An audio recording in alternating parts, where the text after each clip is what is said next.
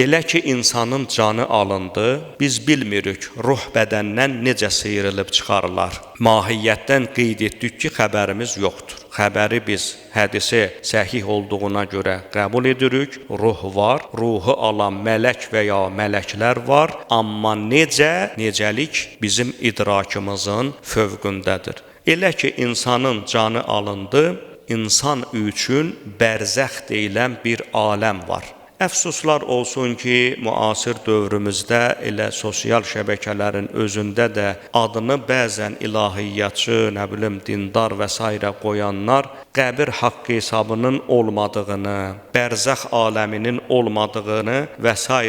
belə müddialar irəli sürür və bəzən də bizim möminlərimizin fikirlərini, zehinlərini, necə deyərlər, qarışdırmış olurlar. Amma biz ayələr üzərində deyilmiş hədislərə, rəvayətlərə, o cümlədən böyük alimlərin, müfəssirlərin verdikləri izahlara baxdıqda görürük ki, bu kimi iddiaları ortalığa atanların ya özlərinin xəbəri yoxdur, məsələni bilmirlər və yaxud da qəsdən qərəzkarlıq edərək müsəlmanların, möminlərin zehinlərini qarışdırmaqla məşğuldurlar. Dedik ki, bərzəx aləminin mövcudluğu haqqında həm Qur'andan ayələr, həm də məsumlarımızdan kifayət qədər xəbərlər nəql olunubdur. Məsələn, Qur'an-ı Kərimdə elə tez-tez oxuduğumuz Yasin surəsində qilət xulul cənnə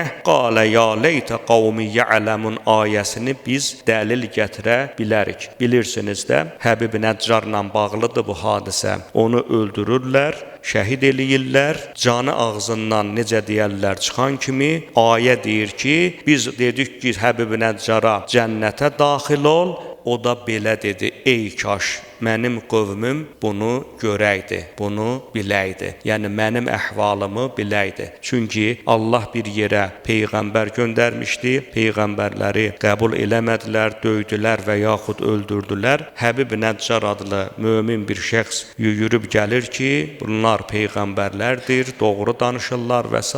Nəticədə Həbib Nəccarı vurub öldürürlər. İşimiz yoxdur. Bəzi rəvayətlərdə o şəxsin adı Həbib Nəccar gəlib. Olsun başqa adı. Söhbət bu ayədən gedir. Ayə deyir ki, ona dedik cənnətə daxil ol, o da dedi ki, ey kaş mənim qövmüm mənim son halımı görəydilər ki, mən necə də Rəbbimin nemətlərindən bəhrələndim. Bəyən bu bərzəx aləminə aid deyil, bəs nədir? Hələ qiyamət baş verməyib ki, möminlər gedib cənnətə düşsünlər. Bu ayə onu göstərir ki, bərzəxin cənnəti vardır. İndi başqa ayədə də qeyd eləyəcək ki, həm də bərzəxin cəhənnəmi vardır.